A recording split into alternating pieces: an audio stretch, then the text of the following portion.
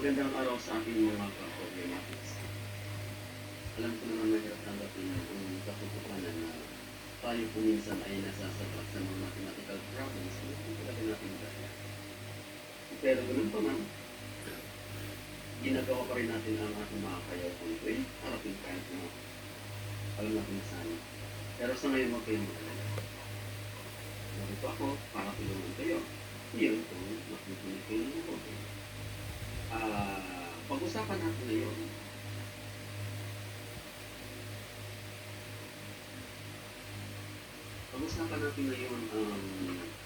tungkol po sa kung paano tayo magsasagot ng isang problem na may kaugnayan sa derivative by limits.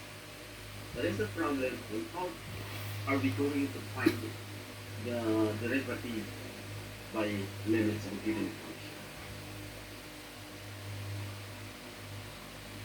Pero of course, bago tayo pumunta doon sa kung paano tayo mag-solve ng isang possible problem, ay dapat alamin muna natin yung mga hakbang kung ano po ba yung dapat na isa-alang-alang bago tayo mag-solve ng particular problems.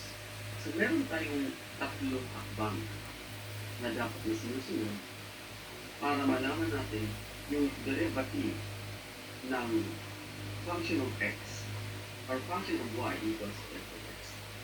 By the way, dapat ay alamin natin itong mga hakbang. First, perform f of x plus delta x minus f of x. Ang ibig lang sabihin nun, malabo diba? Hindi natin naiintindihan.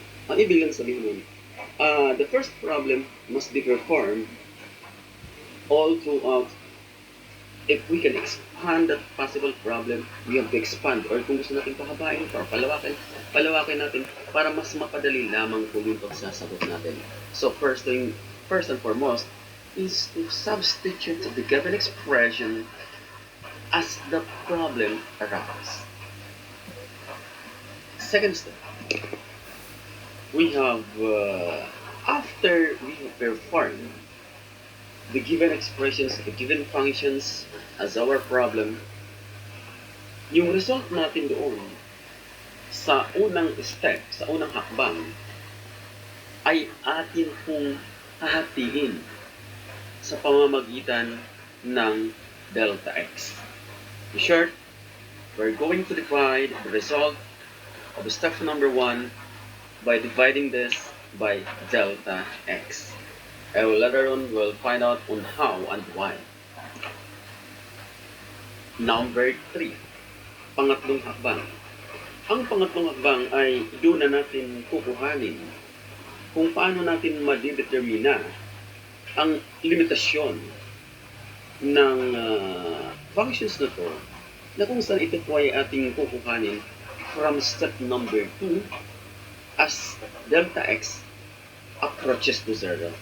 Ang ibig lang sabihin nun, yung sagot natin sa number 2 ay gagamitin natin para makuha natin yung possible answer na kung saan yung result or equivalent ng number 2 ay kukuhanin na natin ang kanyang limitasyon pagdating sa number 3. Pero, papalitan natin daw, we will assume that x must be approaches to 0.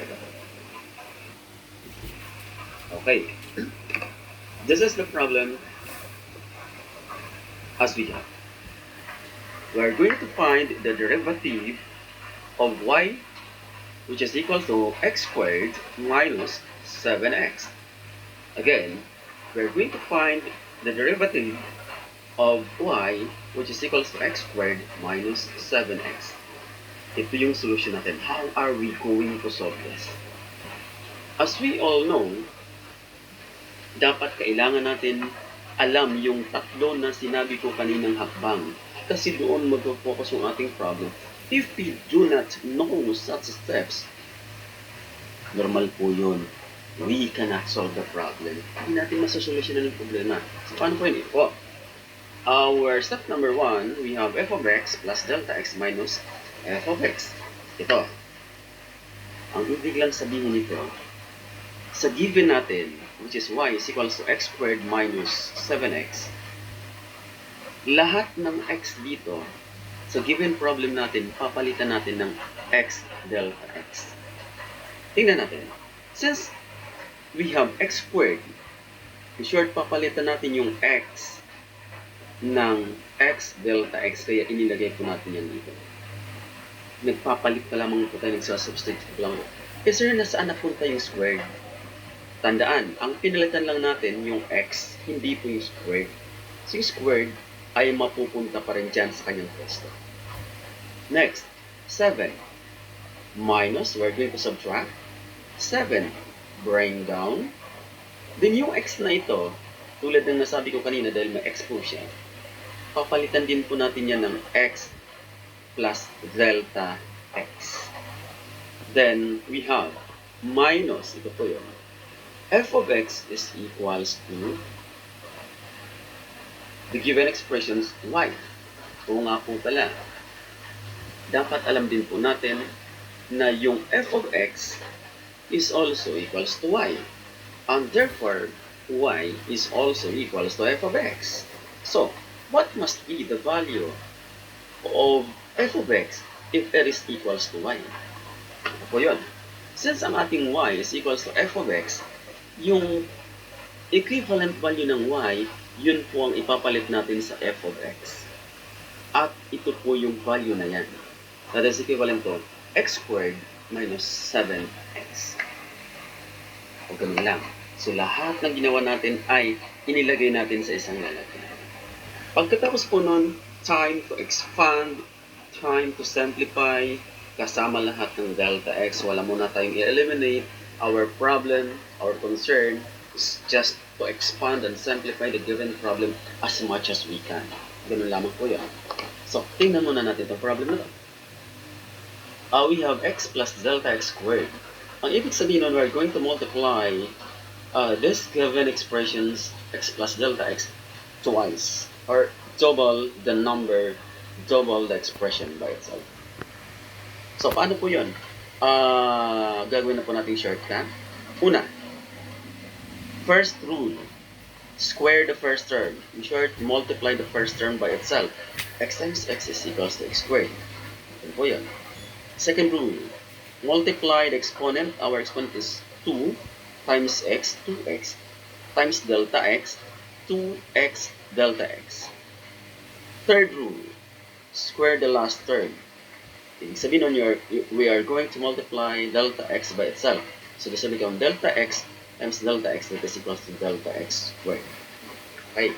So itong binomial, a perfect square, or a square of that expressions, ay in-expand natin. Minus, we're going to multiply 7 inside the parenthesis, that is equals to negative 7 times x, negative 7x. Negative 7 times positive delta x.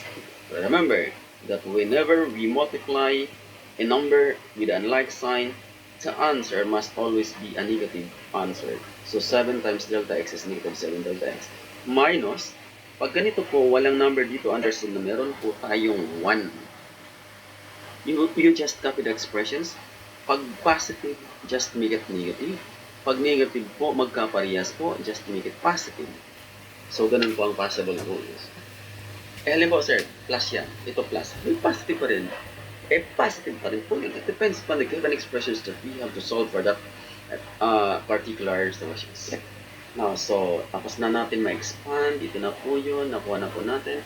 Ang kasunod nating hakbang ay ito na po.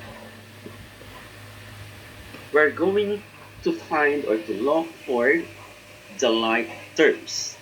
After looking for the like terms, ay magkukombine tayo. Ang sinasabi ko po, maghahanap tayo sa na-expand natin na expressions ng magkakaparehas. Yung pwede makancel out sila. So, yung negative 7x ay kaparehas ng 7x. Ang pagkakaiba lang nila yung sign. Ibig sabihin nun, you can cancel out that number. Mawawala na po sila sa circulation. I want some more. I need x squared. And another negative x squared. The other one is positive, the other one is negative. Ibig sabihin nun, bawas na sila sa ating itatract. So, ang natira po natin is, we have 2x squared, ito po yun. 2x delta x, the plus sign, we have delta x squared, and we have 7 delta x. So, yun na lamang po natira. Wala na tayong ibang gagawin.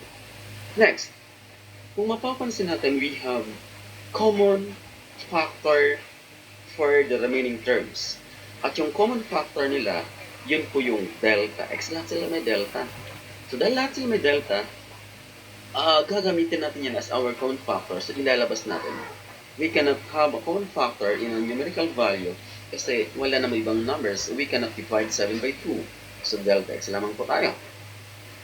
Dito, ang delta x niya ay isa lang. Nilabas ko na kaya wala nang natira. Dito, ang kanyang delta x ay dalawa. Yung isa, binaba ko, yung isa nandun na sa labas. Yung dito, ang delta x niya is isa lang, inilabas ko, so wala nang natira.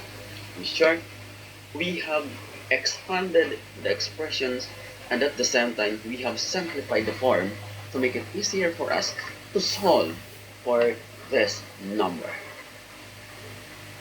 Anyway, oo nga po pala. Kanina, nag-solve tayo dito ng short form dito para makuha ito. Pero pwede naman po natin ito solve sa pamamagitan ng FOIL method or double the term by itself. So, ito po ang ginawa ko.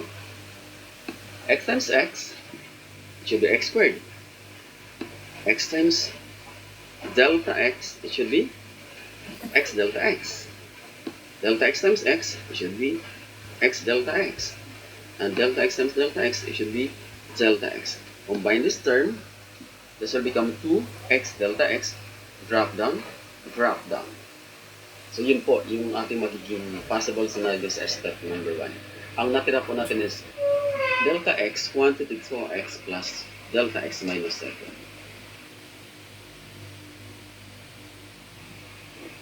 Dito na tayo sa step number 2. Step number 2, according to the steps that we have na napag-usapan natin kanina, ay dapat divide po natin sa yung natirang simplified form sa step number 1 ay kailan mahapi natin by delta x. In short, i-divide na po natin by delta x yung step number sa step number 2. At yun po yung ang natira natin kanina is delta x 2x plus delta x minus 7. Cancelled out, divide na po natin sa delta x ang final answer. Kaya lang, meron akong sekreto sa inyo. Ang haba ng ginawa natin kanina, di ba? But the problem is, pwede naman pala natin ito i-solve sa pamamagitan ng napakasimpleng pamamaraan. Una, ito lamang po yun.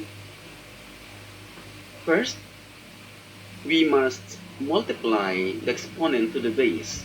And that is equals to, pag walang number, we have to write to 1, or kahit wala na. 2 times 1, that is equals to 2. Then, as the rules of the derivative, we have to subtract 1 to our exponent para makuha natin yung derivative ng isang number. Pagdating dito with the subtraction sign, then we have, meron po tayo ditong 1, remember, then 1 times 7, that is equals to 7, subtracted by 1. So, ang matitira po natin is magiging ganito. X raised to 0 is equals to lan. Equals to 1 na lang. So, if we multiply 7 times 1, that is equals to 7. Ayan po yung final answer natin. Diba? Ang dali lang. Ano naging mahirap?